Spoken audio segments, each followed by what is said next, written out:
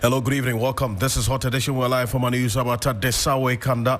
Also live on Kesmi 107.1 in Tamale and beyond. We're live on W93.5 in Y and beyond. Your thoughts, views, comments, and opinions are welcome at 3FM 927. Also on Facebook at 3FM 927. We're streaming online at 3FM 927. Share with us your views, comments, and opinions on the issues that we are going to get into this evening. Over 200 former MMDCs endorsed Dr. Mahmoud Bawumia to lead the NPP in the 2026 presidential primary. Stay with us. We've got details for you on this one. Also this evening, we assess the impact of the Iran-Israeli war on global crude oil and especially how exposed the Ghanaian economy is to what is happening on the global front. Stay with us. Also, the NPA acting CEO, Godwin Ejeji Tamaklo, has been assuring that Ghana has enough fuel stock for the next 2 months to mitigate against the impact of the Israel-Iran conflict. Plus, Mpox cases surge, bringing total number to 117. Should we be worried? That's a question we're asking this evening, seeking answers from the Ghana Health Service. All these plus the latest in business and sports over the next 1 hour, 30 minutes here on Hot Edition on 3FM 92.7. We're on Kesmi 107.1 and on W 93.5 in one beyond. I am Alfred Ocansey. Let's settle for a summary of the news now, and Christabel Travels success is here. Thank you, Alfred. In tonight's summary, Acting Chief Executive Officer of the National Petroleum Authority, NPA, Godwin Ejeji Tamaklo, has stated that Ghana has sufficient crude oil stock to last at least 2 months in the event of a shutdown of the Strait of Hormuz by Iran. Following the U.S. bomb attack against Iran's nuclear sites for the weekend, the country has threatened to shut down Strait of Hormuz, which experts say would lead to grave consequences on supply of crude oil globally. Also, the Ministry of Fisheries and Aquaculture Development and the Fisheries Commission have announced the enforcement of the 2025 closed fishing season, a key policy intervention aimed at restoring Ghana's declining fish stocks and ensuring the long-term sustainability of marine resources. All industrial trawlers are required to suspend operations for 2 months from July 1st to August 31st, 2025, while semi-industrial inshore vessels will observe a 1-month closure from July 1st to July 31, 2025. This annual initiative is part of the government's broader strategy to promote responsible fishing, protect marine biodiversity, and secure the livelihoods of millions who depend on fisheries for food and income. Also, the number of Mpox cases keeps increasing by health authorities, but health authorities maintain there is no cause for alarm. As of 20th June 2025, 10 new cases of Mpox have been confirmed, bringing the total number of recorded cases in the country to 117. There are no deaths recorded yet, nor any patient on admission. Health authorities reiterate their caution to the general public not to lose guard as surveillance is heightened across the country. The Ghana Health Services, in its situational report, noted that contact tracing continues while reiterating the need for all to be on alert. The public is encouraged to seek early care if you notice any unusual rash or flu-like symptoms such as fever, rash and swollen lymph. And we also cautioned to avoid close contact and also keep our hands washed. And finally, the Minister of Roads and Highways, Gavins Kwame Abuja, has stated that currently almost all road projects are stalled due to debts. He accused the previous government of awarding road projects without regard for the availability of funds. Mr. Abuja was responding to the concerns raised by the Concerned Drivers Association of Ghana over the stalled Ofanko-Nsawam Road project. Over to you, Alfred. Christabel, thank you. There's more news on 3news.com. Make some time and visit 3news.com. This is Hot Edition. We're live on Kesmi 107.1 in Tamale and beyond, and also on W93.5 in Wa and beyond. You can share your thoughts, views, comments, and opinions with us. Read out to you and to the rest of the world. This evening, the camp of Dr. Mahmoud Bawumia continues to gather momentum following an overwhelming endorsement of some 220 former Metropolitan Municipal District Chief Executives in the previous administration.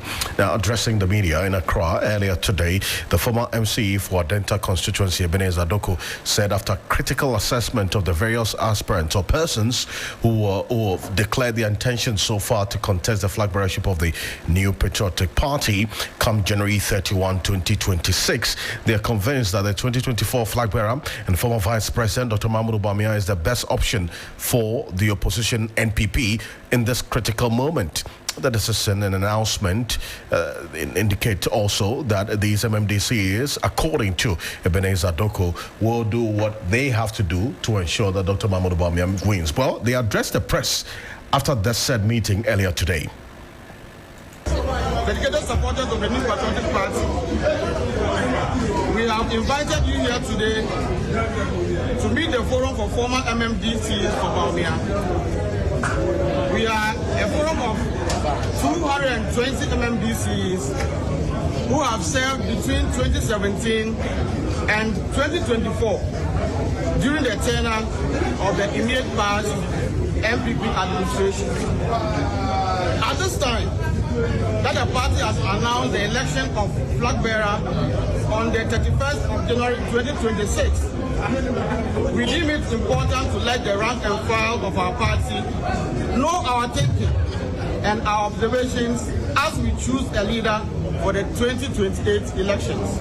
Following extensive consultation with all aspirants and after a thorough assessment of their vision, their competence and commitment to the MPP progress, we are convinced beyond any reasonable doubt that Dr. Mahmoud Bawumia is the best candidate to lead the MPP team.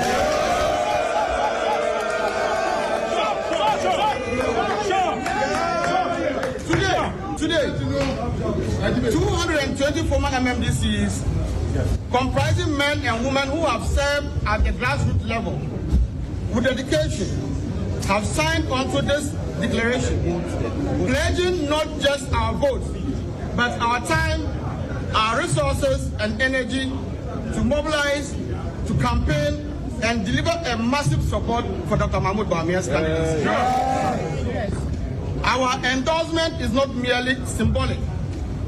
It is a strategic and operational commitment, with 95% of us having previously served as either constituency or regional executives, some for over 16 years. We possess an intimate understanding of the MPP's structures, dynamics, and electoral needs. We will deploy this experience to ensure Dr. Bawumia's message resonates in every corner of Ghana. Why our endorsement stands out? Well, you just heard there the former municipal chief executive for the Adenta Municipal Assembly, that's Ebenezer Doko. Now, here's what we know: the list of the known faces that have indicated their intentions to contest the flag bearership of the New Patriotic Party come January 2026. What are the persons, Christabel? Well, we know that Dr. Bawumia has not declared his intention yet, but a lot of individuals and groups are rooting for him to contest. And these individuals, over 60 members, includes over 60 members of parliament, parliamentarians who visited him, and 200 MMDCEs. Also, Kennedy Ejapong is former presidential primaries aspirant and intends to contest this time around. Being a former member of parliament, some NPP MPs have also thrown their weight behind him. We also know that former Education Minister Dr. Yao Osei Educhum is one of the aspirants who has formally announced his intention to contest the flag bearer slot. He had been tipped to be a running mate to Bawumia for the 2024 election. Also, former Minister of Agriculture and current Member of Parliament for Abetifi, Dr. Brian Echiampong, is also eyeing the slot after he formed a committee to explore the possibility. Other key members of the party who had earlier contested are yet to make their intentions known, and they include Owuse Friye Akoto, who is a former Minister of Agriculture, Kwabena Ajipong, and Francis Adai Nimo. I see, and Dr. Brian Champon has also been talking. He's indicated that he is not in to test the waters. He is in to win power for the New Patriotic Party and for Kennedy Japan. You recall, sometime last week, the reports as well that he met over 200 former MMDCs. Well, there's a story that's making the rounds that these former MMDCs have disputed the claims of endorsing Kennedy Japan for the NPP flag bearership after their meeting with him last week, Thursday. And the videos of it we have, if you go on our Facebook page at 3FM927, that meeting that Kennedy Japan had with the former MMDCs last week, Thursday, we have those videos as well that you can see. And in fact, that meeting also had some sitting members of parliament who were there as well, seeking to declare their support for him. Last week, Thursday, that meeting that Kennedy Japan had with the former MMDCs, and then Dr. Stephen Amwa, who is the prior member of parliament, was there. Also, they had some former MMDCs there, and then again, we'll be finding out exactly what is going on.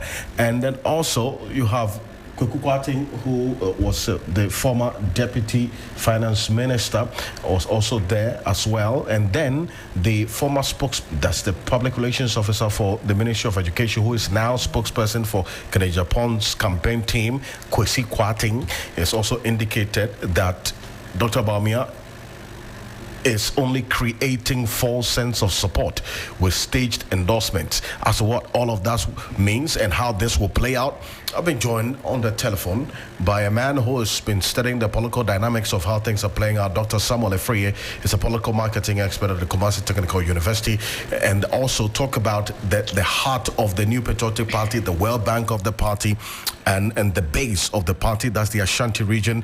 Our Northern Bureau Chief, William Evans Sinkum, is joining us on the telephone as well. Gentlemen, good evening. Thank you for joining us. Good evening. Yes, Thanks good for evening, having me.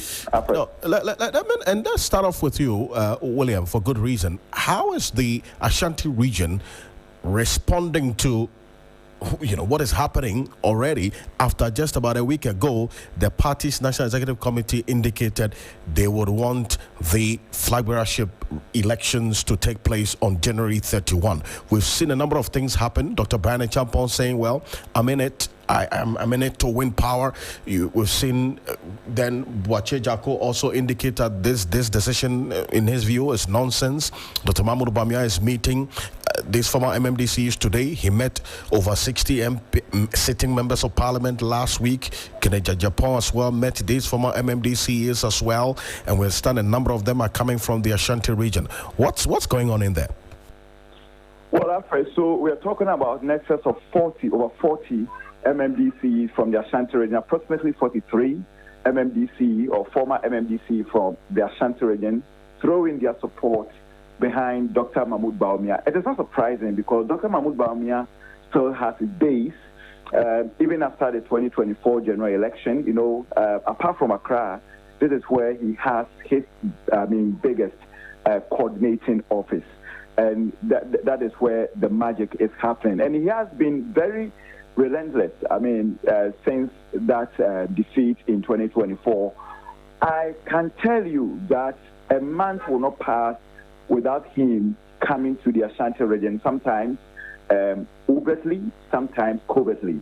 That is sometimes known to the public, sometimes also not readily known to the public. But he has been having some level of engagement at the party's base, and it is not surprising. For some of us, it's not surprising to hear 43 of them joining their colleagues in other parts of the country, former MMDCs, to throw their support behind Dr. Mahmoud Bawumia. I see. And you talk about these former MMDCs. They also met Kennedy Japan last week, a number of them as well. Now we are reading that they say they did not endorse Kennedy Japan for the flag bearership. What's all this about? Well, absolutely. So there were, compendium of speculations. Let me borrow that word from Savijevi, compendium of speculations that these MMDCs, after meeting Kennedy Japan, threw their support behind the former Asin Central Member of Parliament. Now, people were asking questions. I was also trying to understand whether it was one of those political gimmicks or it was actual, throw of support. Honestly, in all the investigation that I did, never did I hear or did I see any video of somebody speaking in support of the former Assin Central Member of Parliament. So, for Bawumia camp here in the Ashanti region, they have always denied that particular claim that former MMDCs have thrown their support behind Kennedy Ohinejapon. So when the former municipal chief executive for the Adentan constituency, who happens to be, I think, the chairman of the caucus or the forum of former MMDCs, say that they never did that when they last met Kennedy Ejapon. I can tell you that here in the Ashanti region, I've had a number of calls from the camp of Dr. Mahmoud Bawumia saying that, well, we told you that it never happened, and now this is what is the actuality on the political ground. So they are happy. For them, it gives them some level of political momentum and then some level of leverage as far as going into the January 31, 2026 presidential primary for the opposition party is concerned. For that matter, kind of stifling the chances of Dr. Mahmoud Bawumia in retaining the MPP ticket going into the 2028 general election. See, and Dr. Freya, this is why I bring you in, you can understand why there's this jostle, for the lack of a better expression, for these former MMDCs vote. The reason being, if you look at the party's Article 1311 Constitution provision, that's the NPP Constitution, Article 13, Clause 11, it says the party's presidential candidate shall thereafter be elected by the following delegates: all members of the National Council, that's number one, all voting members of the National Executive Committee, all voting members of the Regional Executive Committee as well.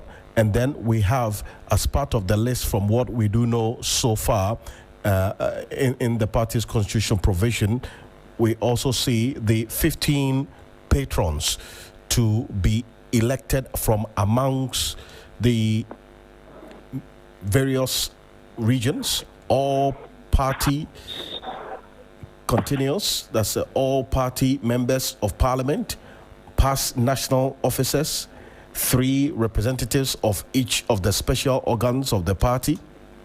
It also continues that based on the revision to the constitution they have done, there are 12 delegates from every external branch. Founding members who are signatories to the registration documents of the party also have election rights or votes. 1 TESCON representative from each recognized tertiary institution also has a voting right based on the details of the MPP constitution. And then there's a final one, that's the all-party card-bearing ministers and deputy ministers. And then finally, all MMDCs as well. Now, so it's all about the numbers. If you have over 200 MMDCs endorsing or declaring support, that's a big deal, is it not? Yes, Alfred, and also greetings to Evans as well. You know, the MPP politics is sometimes a strategy where we have these declarations as a strategy to let you know the direction of where the party is heading to. And that is what has been the strategy, even from the other parties. The NDC has been using that. So for some of us, we have 2 perspectives where it will come from those groups. And even you realize that immediately the date was given, that is the NEC gave that date. You immediately saw the caucus in Parliament moving to Dr. Bawumia's office to through their support and also to declare their stand. And now it has led to what the MMDC. So, and I mean, we are expecting more. They will come. And that is a strategy, you know, it's a way for you to let all the party members, those who are not even support that, at least you are on track and you are leading. And that is a strategy.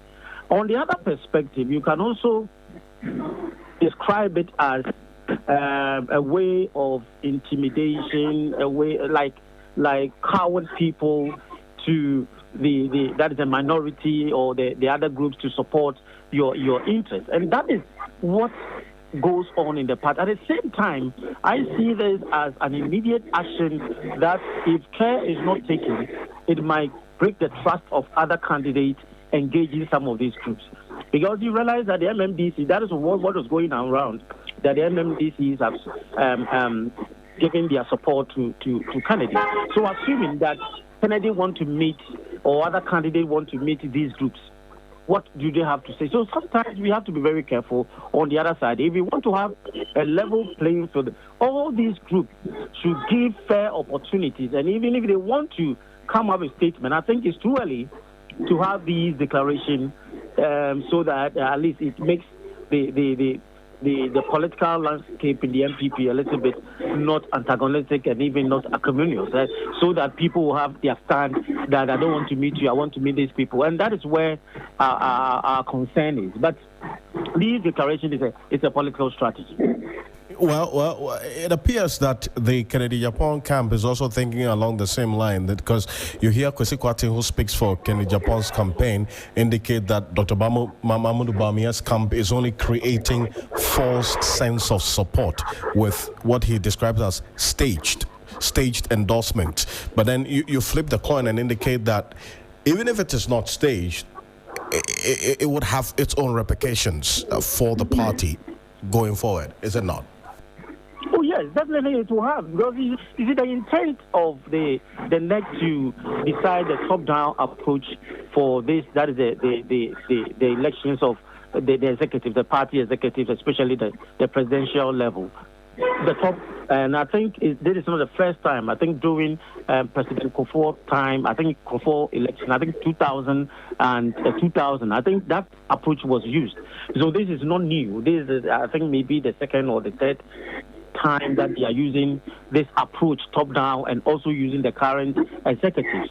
But the situation where the direction is that you're making declaration, and that is why I have a problem. I will have a problem that the intent of the party was that the NEC was to avoid these, should I use the word, indiscipline in the party where people are just insulting others, trying to create problem, disunity. So the main aim is to elect from the top so that the unity will try to manage the indifferences as it comes down.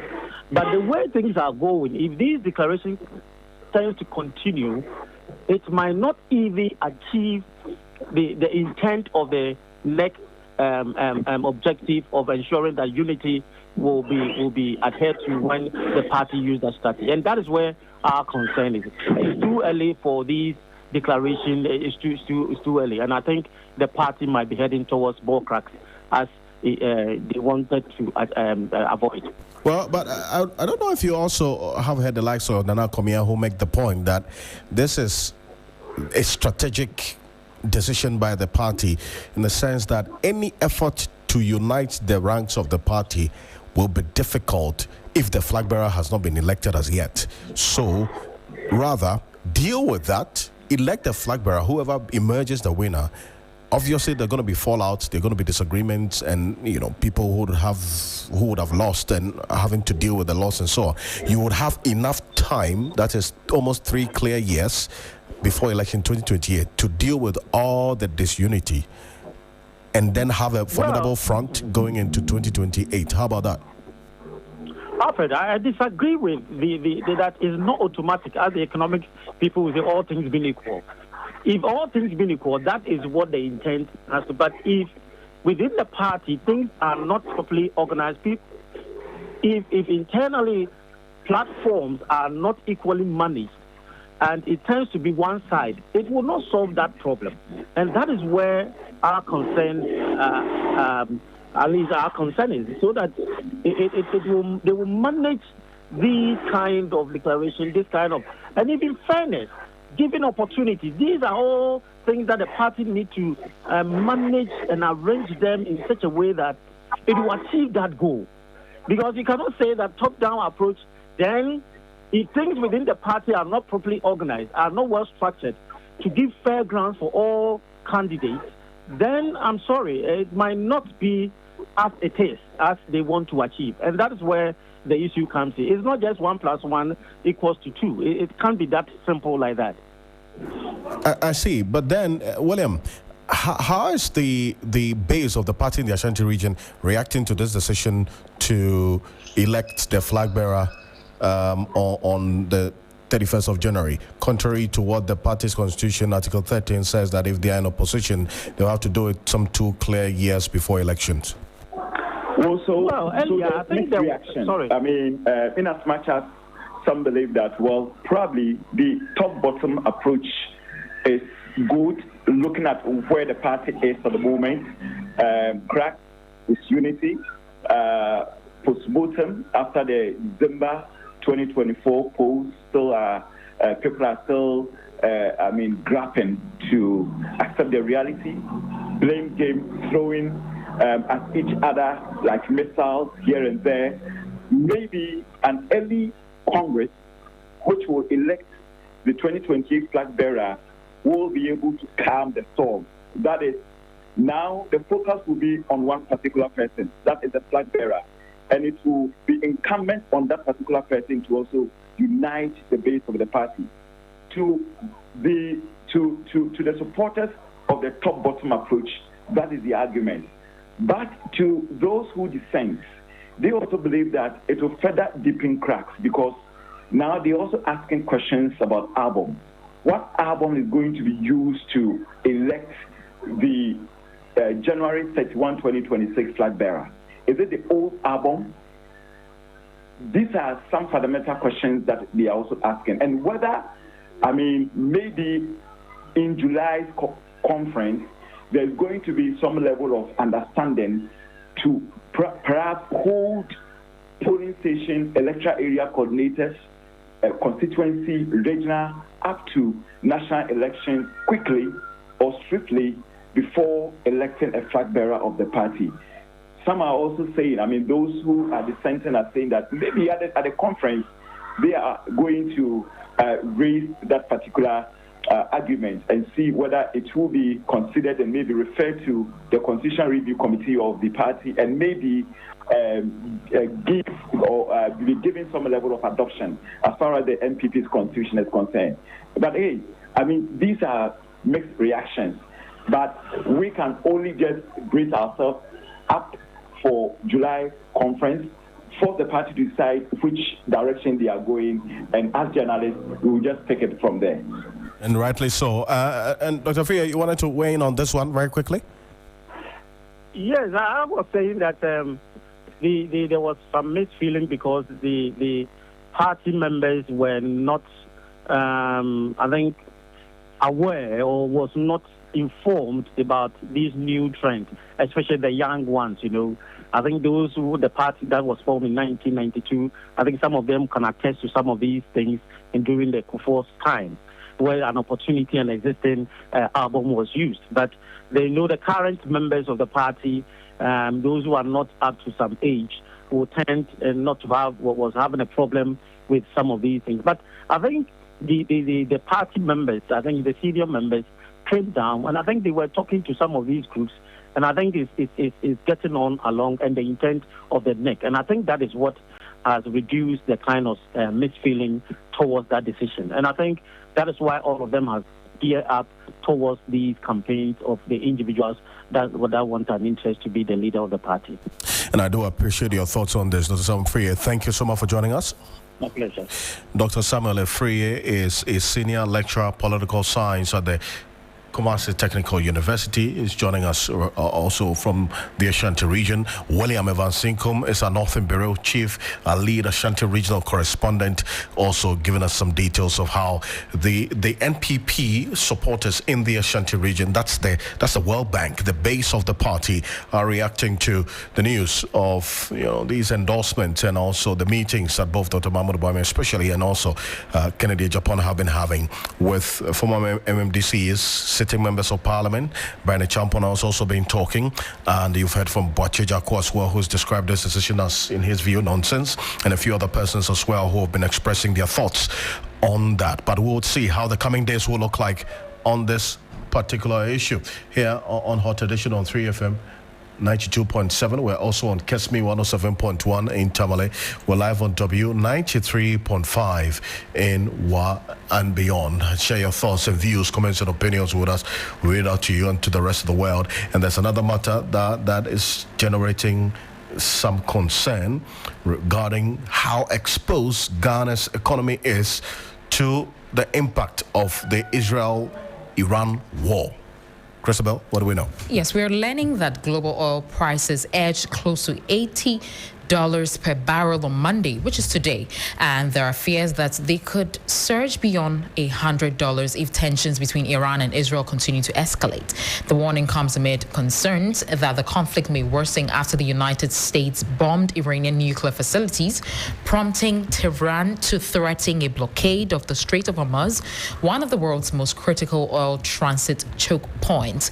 The projections for Ghana's fuel prices remain closely tied to global markets and exchange rates dynamics. If Brent crude stabilizes around $70 per barrel and the cedi holds firm between 10 Ghana cedis to 12 Ghana cedis, domestic fuel prices will remain relatively stable, inching only slightly higher by year end. Under this contained scenario, petrol may settle around 12 to 13 Ghana cedis per litre and diesel at 13 to 14 Ghana cedis per litre. But if geopolitical tensions escalate further, pushing oil prices to $90+ and weakening the cedi to 14 to 15 Ghana cedis, the picture will shift dramatically. In such a case, petrol prices may spike to 14 to 16 Ghana cedis per litre and diesel to 15 to 17 Ghana cedi per litre. Any further reintroduction of the 1 Ghana cedi levy would add another cedi per litre across the board. LPG prices not affected by the levy would rise only modestly depending on global conditions. First, let's hear from the Acting Chief Executive Officer of the National Petroleum Authority, Godwin Eduji Tamaklo, who stated that Ghana has sufficient crude oil stock to last at least 2 months in the event of a shutdown of the Strait of Hormuz by Iran. How we build our strategic reserve. There have been even calls that we introduce what you call a restocking of our strategic reserve. There has also been a conversation as to what exactly should be the mandate of BOST. Now, because some of these things particularly relate to the work being performed by colleague CEOs, I wouldn't want to veer so much into that space. What I am encouraged is that as we speak, everything that we need to do to keep a certain level of stock in order to ensure that we do not have panic purchases at our pumps, we are doing that. What we are also looking at, and like the president himself pointed out, is the fact that we are basically observing totally what is happening within the Gulf region to see the impact on crude prices, among other things. Like I pointed out earlier, the issue is really not about production fall, but the associated impact on the cost of freight, particularly within that particular, the Strait of Hormuz and among other things. So I'm just confident that I think we've gotten to the peak of the conflict with the intervention from the U.S. It cannot be worse at this point.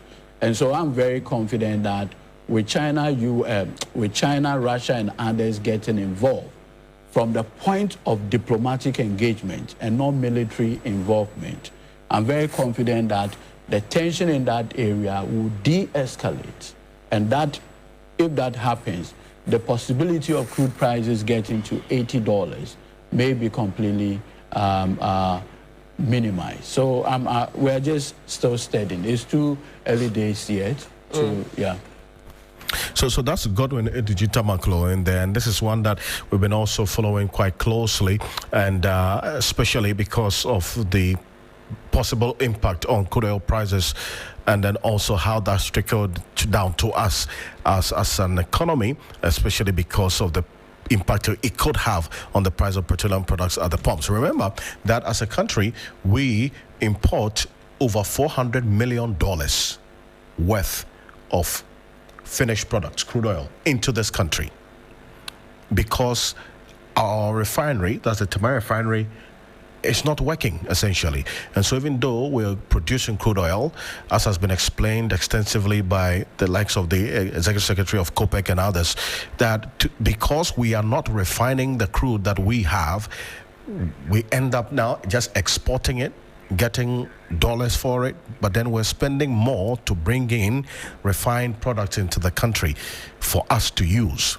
Petrol, diesel, and then also what we use to power the thermal plant. So the impact of this situation is not going to only be at the pumps in terms of the price of petroleum products at the pumps, but also possibly it could impact on tariffs. And if you were with us last week on 3FM and on TV3, we did this analysis with the expert to understand the workings of this particular market, projecting that if things don't get better with this Israel-Iran war, it could only spell doom for us as a country. But then again, what are the dynamics right now, especially because of the escalation of this conflict as we've seen over the last at least 48 hours with the involvement of the United States? And Dan Kanama, Executive Secretary of the Chamber of Petroleum Consumers, COPEC, is joining us on the telephone right now. Duncan, good evening. Thank you for joining us. Thank you for having me, Alfred.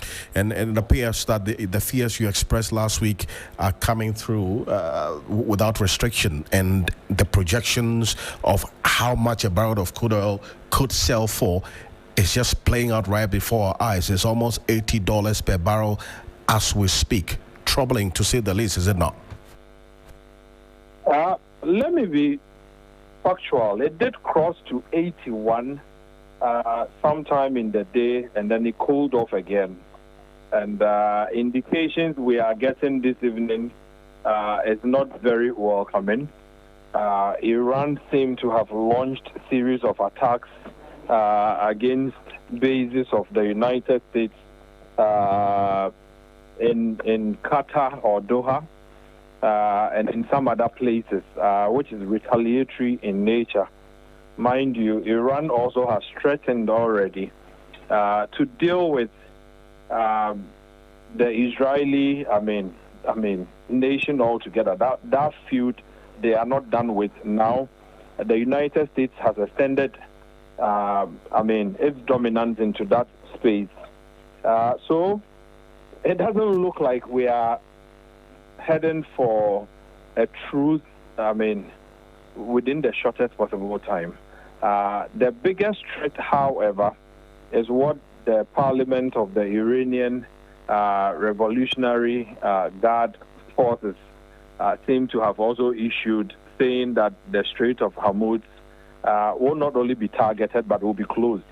How soon that is done would also have a telling on prices of oil across the world. I don't see at this point which of the nations could best step in, especially now that the United States has also taken sides in this episode. I think that we may be in for a long run, not only of uncertainties, but of fuel possibly approaching 110. I've just read a report by Goldman Sachs just about 45 minutes ago, indicating that they are projecting oil would probably cross $110 per the escalation and the Strait of Hormuz bit that they are seeing. It doesn't look too good, Alfred. Then it would trickle down to, and at least narrow the scope of analysis to Ghana, and why we should be concerned about all of this. I mean, how exposed are we with the picture you have just painted that it's not looking good? Alfred, for a country like the United States, it could afford, a couple of weeks. Don't forget the Oklahoma cushioning is a good buffer for them. And so when worse come to worse, or push come to shove, they would have the benefit of, the government releasing some crude for their refineries to leverage. Ghana, unfortunately, the cushionings that we have or the buffers that we could have depended on at this point, we seem not to have utilized them the way they were set up to. In 63, when we set out to build a refinery, the thinking was that when we strike oil in commercial quantities, we will no longer need to go and buy oil from any other place. We can refine our own oil and be able to serve our people. Unfortunately, years after getting the oil that the founding father probably thought we already had, we seem to have done rather badly. This is the time that we export everything we produce. We've rather collapsed the refinery, and it's not functional, nor adding a liter to your national need. That is worrying.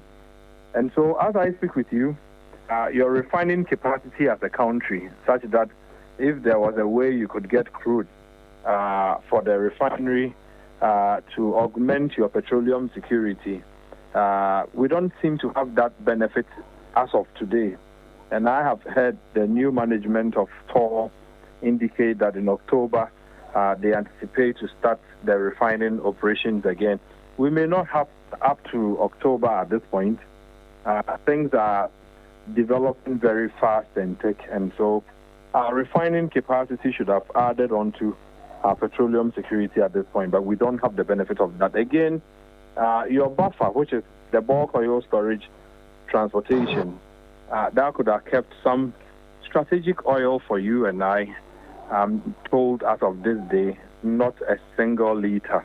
And so you are quite exposed as a country to whatever comes from these geopolitical tensions or feuds that we see developing across the Middle East. We are very much exposed, and I am certain that once prices surge, you and I will be asked to pay for that in country, because the buffers that could have saved all of us seem not to have anything at this point for us to hold on to. But the NPA acting CEO says there's at least 2 months of fuel stock for us to at least rely on for the time being, while we look at how things are playing out externally or globally. I shudder to think where that conversation is emanating from. I heard in some conversation where figures of 200 million liters for petrol and 100 and something million for diesel is bandied around as being sufficient for 2 months. Mind you, this is a country that consumes between 460 million liters to around 500 million liters every single month. And so if you have 200 million liters plus 100 or another 200 million liters, I don't think you can even survive for a month. Mind you, like I indicated, we do not have a single liter of strategic stock. And so if you base on the numbers that have been put out there, 2 months will be a bit, fluffy. You don't see how under 400 million liters can even survive for a month, up to a month, without strategic stock coming in to augment. So I don't see where the 2 months is actually going to come from. But the numbers that the same NPA put out there, it cannot even last up to a month. If the tensions were to escalate, and we wouldn't probably be able to get cargoes coming in freely as we do now, I don't think the buffers have been set for the 2 months that we are being told. We will see how the coming days will look like. But maybe before I let you go, hearing the current TOR management, the acting MD, also talk about this talk about the fact that the refinery is set to resume operations fully by October. That is 3 months away from now. And you say we cannot wait till October. Really, what else can be done to speed up the process? Because it's a refinery that has not been refining for almost 5 years now. And so this timeline, why should that be pushed forward? Well, Alfred, I had the benefit of meeting with the team from TOR the week before. You look at their preparedness and how poised they are. They want to work. They have their own constraints. They have their own challenges. Significantly, to say is investment. They would need a lot of, funds to be able to turn around the refinery. Again, I equally requested if they've done plant audits, and the indication that I get is that the plant is okay. You can get to fire that up as soon as practicable. Unfortunately, they would need to be able to put their house in order financially in order that they are able to come on stream. And so I would request that the government doesn't go to the business as usual for the past years when we have left the refinery idle. Leaderships will come, leaderships would go, promises will be made. If you recall, the very last promise by the very last, the just gone administration, I heard the then president in 2023 at Central indicate that they were going to bring TOR back on stream to work. The talk at this point wouldn't work, wouldn't wash. They would need real-time support by way of financing or funding either the crude or giving them some plant and retooling so that we could have them back on stream. But if we sit and wait just for the management to roll their sleeves and work without the needed funds that they need probably to turn the refinery around, it will just be a mirage. It will just be a talk. And I think that the government should be, at this point, interested in getting not only TOR to be operational, but Central, Akwaba, Platten, any refining bits that we can do to save us from being exposed to the European market, the Asian market, by way of importing finished products. I think we should put in those, contingency measures at this point, bring the refining capacity of this country back on stream, and ensure that, give or take, if the world even came to a halt today, as a country, we will be able to stand and we will be able to keep going without depending on what Europe or Asia brings to us. And I do thank you for your thoughts as always, Duncan. Thank you so much. Thank you, Alfred. Duncan Amoah is Executive Secretary of the Chamber of Petroleum Consumers, COPEC. This is David Combat, who is Acting CEO of the Tamar Refinery. We spend $400 million every month importing refined petroleum products. When TOR is running, we will need less than 60% of that money to import refined petroleum product because our nameplate capacity is 45,000 barrels. And we recently installed a new furnace. With that new furnace, we can actually do 60,000 barrels. And nationally, we consume about 100,000 barrels per stream day, every single day. So we can do between 45 to 60% if the refinery is up. The refinery is a profitable enterprise. It's capable of refining. There has been a number of turnaround maintenance that has taken place at the refinery. And the analysis we've done so far, the reason why it was shut down in 2021 was actually because of lack of crude. So we have just put together a turnaround maintenance committee, spearheaded by the General Manager Maintenance and supervised by the Deputy Managing Director. And every Friday, we come together to look at the steps and the things that we need to do to get the plant back. And from so far, the timeline that we are seeing, between September, October, we should get the CDU back on stream. That's David Combat there.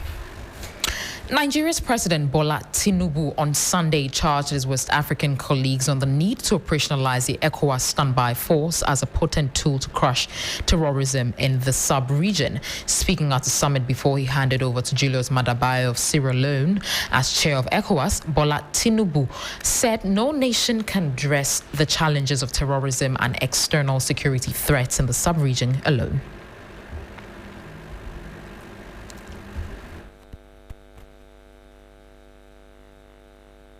While celebrating our achievement over the past 50 years, we must equally confront the stark and persistent challenges that continue to impede our aspirations. Foremost among them at the moment are the security threats, violent extremism, and other cross-border crimes that have continued to widen and deepen in their intensity. These threats are transitional in nature and are driven by quite an agile and dangerous network that respects no borders. No single nation can therefore address these challenges alone. We must strengthen coordination, amplify political will, and prioritize a collective approach to security. This is why the ECOWAS standby force must move from the concept to operational reality now. I am a little bit worried about the slow pace of its activation, which is taking longer than desired. We must act decisively to operationalize the ECOWAS standby force on the fight against terrorism to serve as an instrument for peace and stability for our region. Nigeria's President Bola Tinubu speaking there. Dr. Ishmael Norman is a security analyst and has been speaking about this development. President Tinubu is correct in asking for two things: political will, because we share collective security within the region, or in other words, regional security. So the collective security or regional collective security is one of the bases for which Article 8 of the UN Charter allow these kinds of groups like ECOWAS to be formulated and to allow standby forces, which is actually permitted by this particular provision. And then, of course, under the ECOWAS protocol mechanism for conflict prevention, management, resolution, peacekeeping, Article 21, and security, also encourages the use of the standby force. In the past, we have used standby force to dispel or control or de-escalate violence within the region.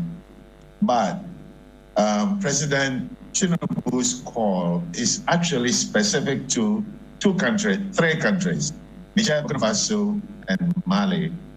During the military coup, you remember what happened when our ex-president Akufo-Addo and Tinubu were the main, basically, protagonists or the leaders in pushing for military intervention. But because the standby force, ECOWAS, falls under the AU, everything they do has to be in compliance with the AU. Right. So if AU doesn't allow it, because the UN Security Council may not approve of it, then I think it may not work. But the main issue with the ECOWAS standby force has nothing to do with political will. It has to do with money. The countries don't contribute their quotas in order to maintain the operational work of ECOWAS, the administrative and operational work of ECOWAS. You just heard there the voice of security expert Dr. Ishmael Norman. Now, the number of Mpox cases keeps rising, but health authorities maintain there is no cause for alarm. As of 20th June, 10 new cases of Mpox have been confirmed, bringing the total number of recorded cases in the country to 117. There are no deaths recorded yet, nor any patients on admission. The Ghana Health Service, in its situational report, noted that contact tracing continues while reiterating the need for all to be on alert. Health authorities reiterate their caution to the general public to not lose guards as surveillance is heightened across the country. Well, let's stay a bit further on this and to understand how worrying otherwise this is. And Madam Florence Kochi, who is the Environment Officer at the Accra Metropolitan Assembly, is joining us on the telephone. Madam, good evening. Thank you for joining us. Hello. Yeah, hello. Good evening, sir. Thank you for having me. I mean, first of all, are you able to give us an update on the current Mpox situation in the Greater Accra metropolitan area, at least based on the updates that you have from the Ghana Health Service so far?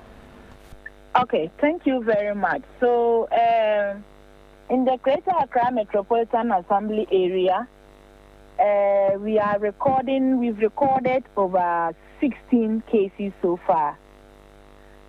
That is within Koleklote, Ganwest, Madina and Kwantanai, Accra Metropolitan Assembly, and other MMDAs within the Greater Accra Municipal Assembly, metropolitan area. 15, that's in 1-5? Yes, over 15. Over 15? Yes, please. I see. I mean, but with this rise in the cases, because today we understand there's been 10 new confirmed cases, and that increased the total to 117 total confirmed cases, although there have been no deaths and no cases of admission at the hospital. What is the thinking? I mean, what measures are you putting in place to ensure that the spread of this Mpox is controlled within the metropolis?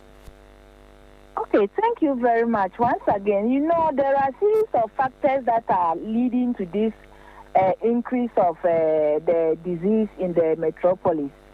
For instance, it could be human mobility. Somebody may have the disease in him or her, then the person will move from one place to another. And as much as they are moving from one place to another, they are spreading it. I think another one could also be inadequate awareness of the disease. As much as we are trying our best to create the awareness, it is not yet sinking down to people because people are not believing that such a disease is around. And also, it could also be some kind of weather patterns that is influencing the disease dynamics. However, notwithstanding, we are moving from church to church. We are done with the community engagement. Now we are moving from church to church. We are moving from mosque to mosque. And we are moving from school to school, making sure that we spread the news. We let people understand that the disease is with us. It is not just a hearsay. It is with us. But fortunately for us, the Mpox is in two clades, or let me say two groups. But the one that we have in Ghana, that is the West African clade, the fatality rate is low. That is why we are having increased insurgents, but we are not recording fatality rate. The reason being that it is manageable. It can easily be treated if identified early. So the information we are giving out to the community or to the public is that, please, when you feel that you are experiencing some form of headache, some form of fever, some form of tiredness, or some swelling of the lymph node that has taken over a period of more than 3 days, please report to the hospital. Because between the period of 3 to 17 days, you can be exposed to the disease, but you will not be experiencing any form of serious illnesses. But these are just some form of symptoms that you may be going through. So when you go through such symptoms, please try to report to the nearest health facility. Madam, thank you so much for your thoughts on this, and I appreciate you as always. Thank you for joining us. Thank you so much, sir. Madam Florence Kochi there is the Environment Officer at the Accra Metropolitan Assembly. It's live here on Hot Edition on 3FM 92.7. We're also on KESME 107.1, and we're live on W93.5 in WA and beyond. We're back shortly with the business news after this quick break. Stay with us. I'm not afraid to be different. I'll be loud and bold. I know they blend it. Born from a vibrant culture, I did dance to the beat of my own drum. I'll be the vibe. In a world where everybody will follow trends, I create them. I be trailblazer. And that's the one, the originality. And when we raise a glass, it's a celebration of who we are. Crafted with flavorful African herbs and fruits to honor people. Enjoy your origin. Drink responsibly. Not for sale to persons under 18. Not recommended to pregnant women. This advert is FDA approved.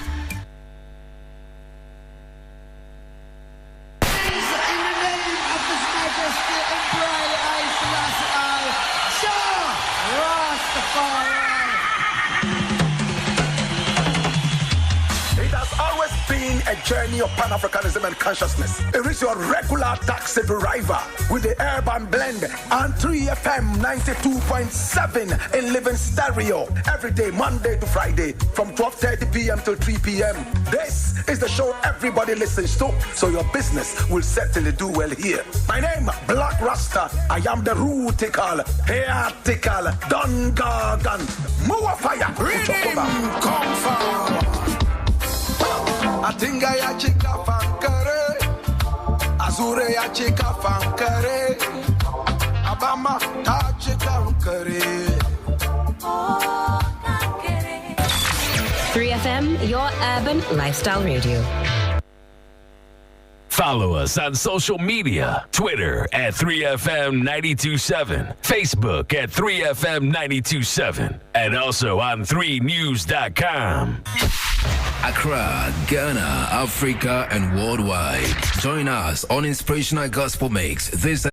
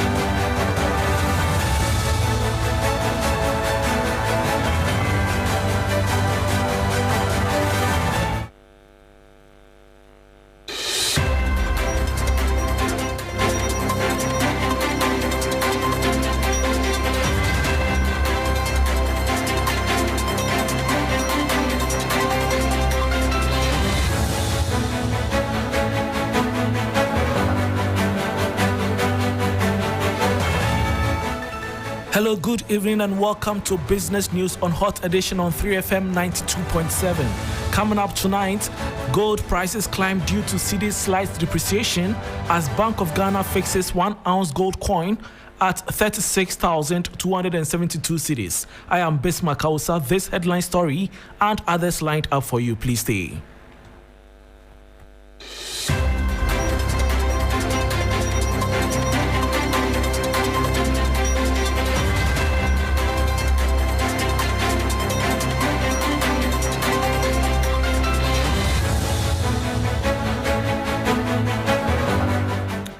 Thanks for your company. Now to the very first story. The Bank of Ghana has revised the pricing of the Ghana gold coin with the 1 ounce denomination fixed at 36,272.01 cedis as of Monday today, June 23, 2025, a reflection of both rising international gold prices and a marginal depreciation of the local currency.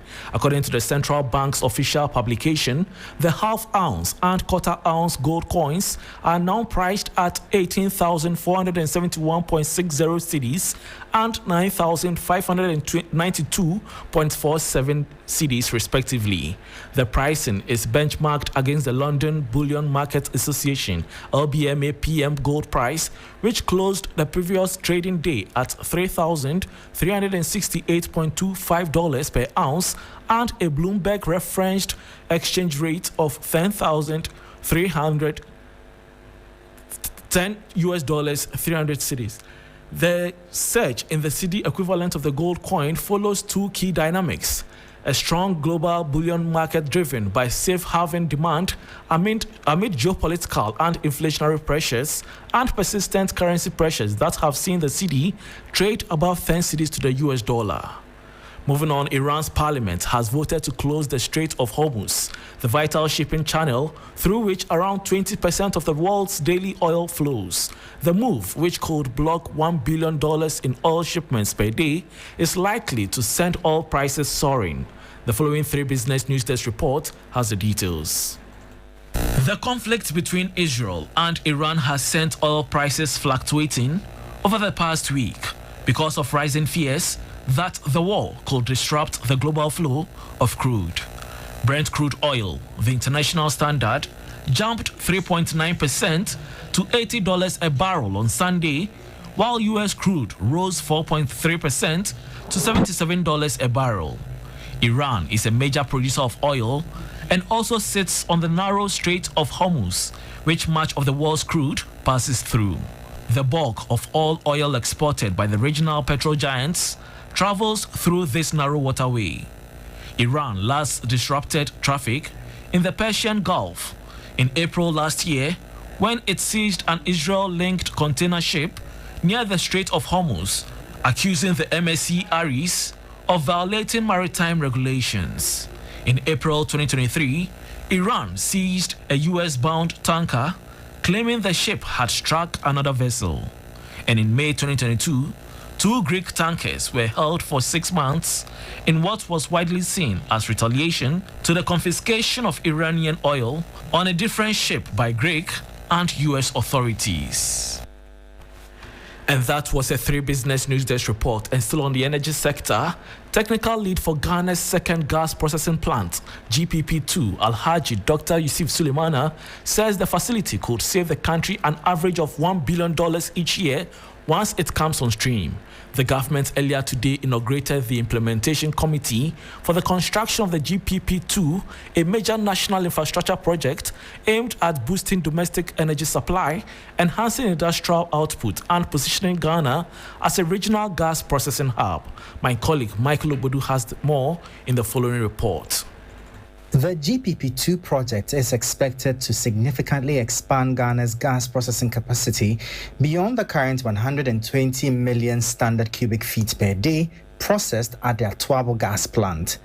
With rising demand from the power and industrial sectors, the initiative is also projected to cut an estimated $151 million in annual losses linked to unprocessed natural gas liquids. Imagine we don't, at a point in time, not thinking about using a huge amount of money to import liquid-based fuel. It's actually very huge. It's estimated as $1 billion within a year, annual basis. That is enough to even build the gas train that we are planning to build. So, yes, so the game-changer thing is the fact that we'll be self-reliant, we'll be energy sufficient. Alhaji Dr. Yusuf Sulemana, technical lead for GPP2, added that the project could serve as a catalyst for other industries, aligning with the government's broader industrialization drive. It is going to be a game changer, and it is going to be key to our energy security, especially the power side, where potentially even we can have a lot of petrochemical industries springing up if we are able to have a robust gas train. And I can tell you that gas is going to be the next energy conduit of the day globally. when it comes to energy security, when it comes to energy transition, because some even classify gas as green fuel, especially the fact that the global economy is gravitating from, taking away from heavy fuels into lighter fuel. And that was technical lead for Ghana's second gas processing plant, GPP2, Alhaji Dr. Yusuf Suleimana, on the energy sector. Let's stay a while longer on the energy sector, and Ghana will require an estimated financing to the tune of $562 billion to achieve 100% energy transition. This would include power, services, and infrastructure. This substantial figure was revealed at a recent meeting of civil society organizations, CSOs, in Accra, highlighting the immense investment needed to shift the nation towards a fully green energy future. The event convened government actors, civil society, and partners to discuss urgent issues including debt justice, illicit financial flows, tax reforms, and gender-responsive public services. The investment of $562 billion will involve power transmission and distribution, electric charging stations, gas transmission, and gas distribution. Accordingly, new job opportunities to be created is estimated at 1,404,702. The more and more government invests in solar systems, the more and more the pressure on the national grid is reduced, the more and more government will go for less loans to invest in the energy sector, or the less and less government will pile debts in the energy sector. Meanwhile, the West Africa Civil Society Institute also proposed innovative financing for Ghana. Charles Kojo Van Dyke is the head of capacity development. If there's a credit guarantee, the banks now will feel comfortable and confident to give him money because they know that the government will back him, even if he's not able to pay the loan on time or pay all the loan.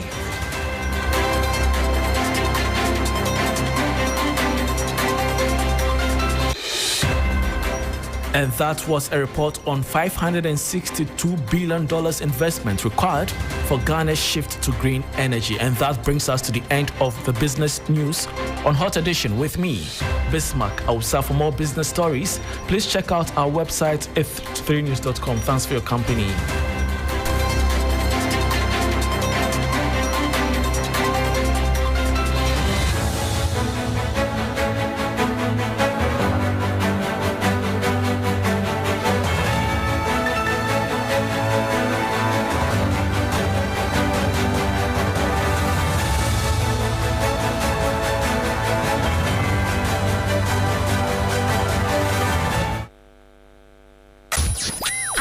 Gets busy on this frequency. 92.7 3 FM.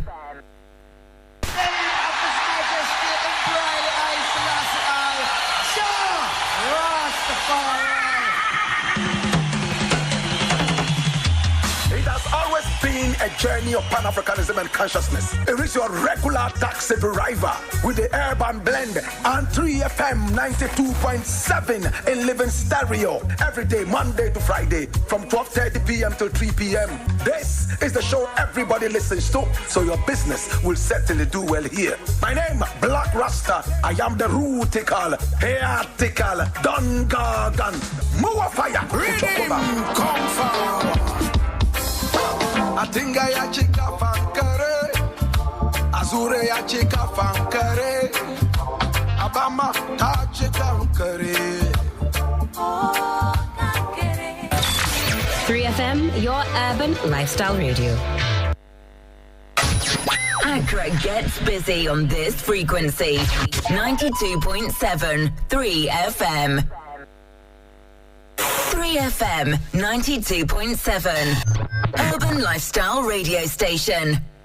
Follow us on social media. Twitter at 3FM927. Facebook at 3FM927. And also on 3news.com. Atinga ya chika fankare, Azure ya chika fankare, Abama ta chika fankare. 3FM, your urban lifestyle radio.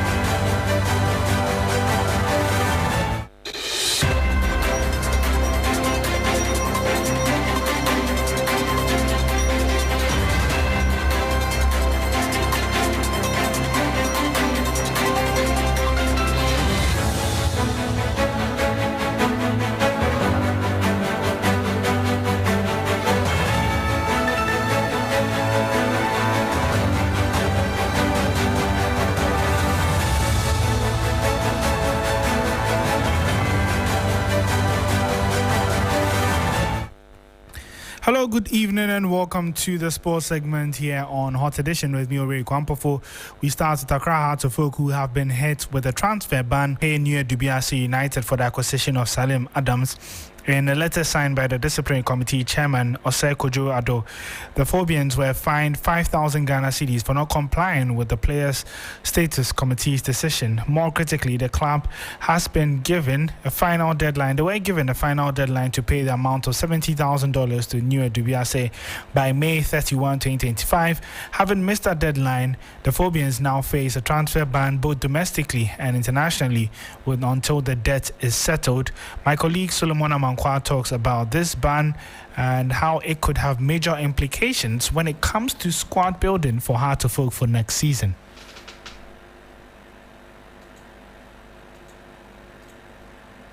Obviously, it will come in as a surprise, considering the fact that the club is in a rebuilding state, wanting to bring in top quality talent to compete, knowing that after Samuel Bodu won the Ghana Premier League, Hearts of Oak has not won the Premier League, so they would want to challenge at all fronts. And then this news comes in. Remember, in 2021, Hearts of Oak signed Salim Adams for $120,000 US. The initial down payment was supposed to be $100,000 US, and then a signing when on an onward transfer, New Dubiase will get $20,000 US. Hearts made a down payment, an initial transaction of $50,000 US, and then decided that in the time of his contract they would add the $50,000. But then up until now, the money was not paid. Somewhere in December, New Dubiase wrote to the Ghana Football Association and then the Player Status Committee demanding their money from Hearts of Oak.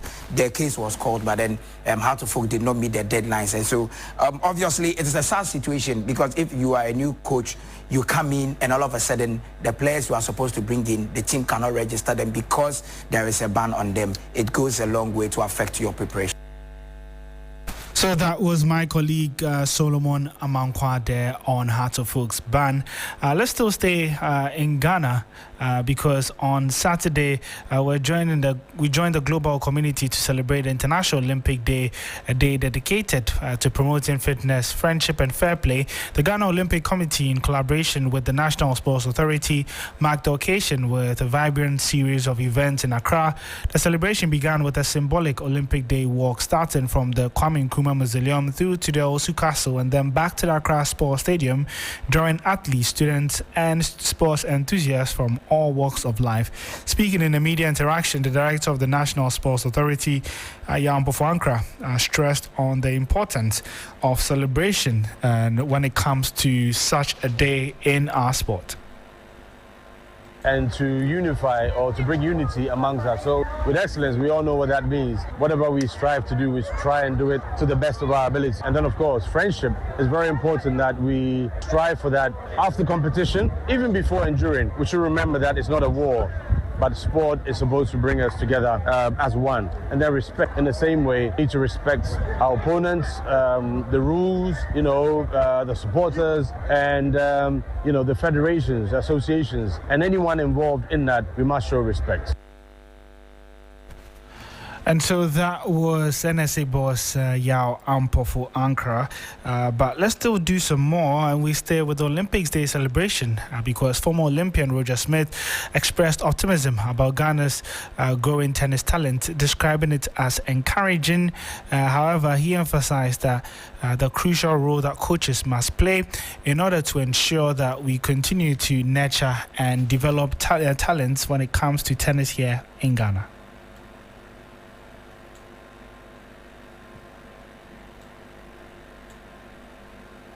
Really impressed with the talent here. The younger ones that are 8 till 12 or whatever, extremely talented. They are no doubt up there with the best in the world at those age as far as talent. The question is now, where do you go with that talent? It's about talent. The tournament so far. I think the South and Northern American teams, they are actually taking over this tournament.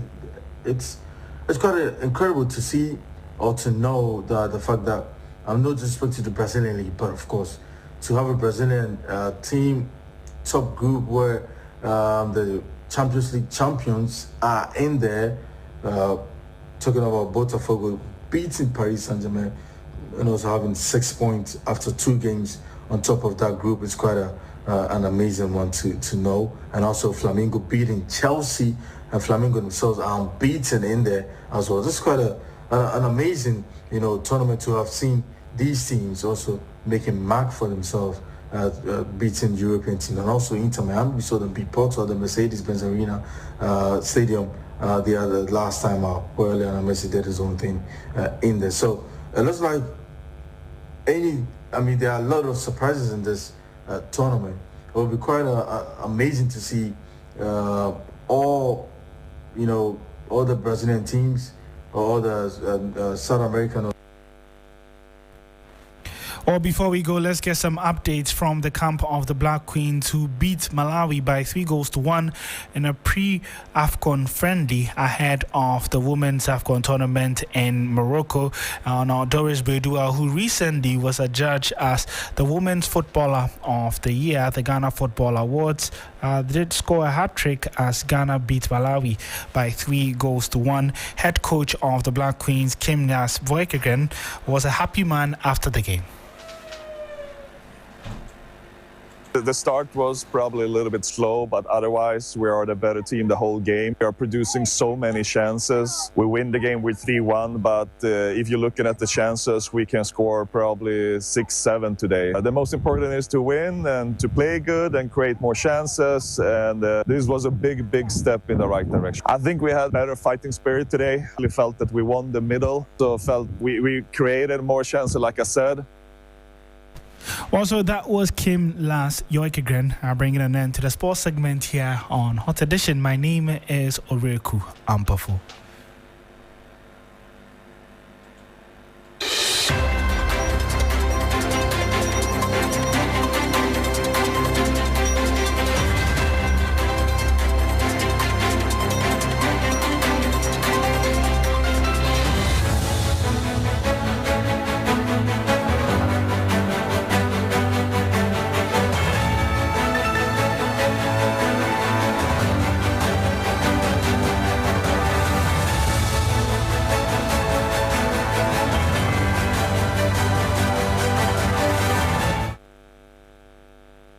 Your Urban Lifestyle Radio.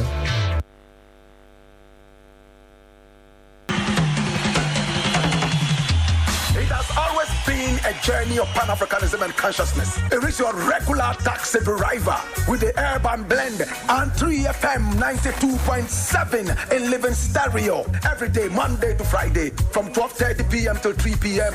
This is the show everybody listens to, so your business will certainly do well here. My name, Black Rasta. I am the rootical, heatical, Don Gargan, Mua Fire, come forward. Atinga ya chika fankare, Azure ya chika fankare, Accra.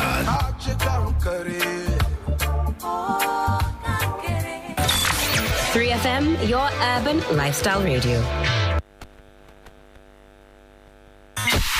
Accra, Ghana, Africa, and worldwide. Join us on Inspirational Gospel Mix this and every Sunday, 8 p.m. to 10 p.m.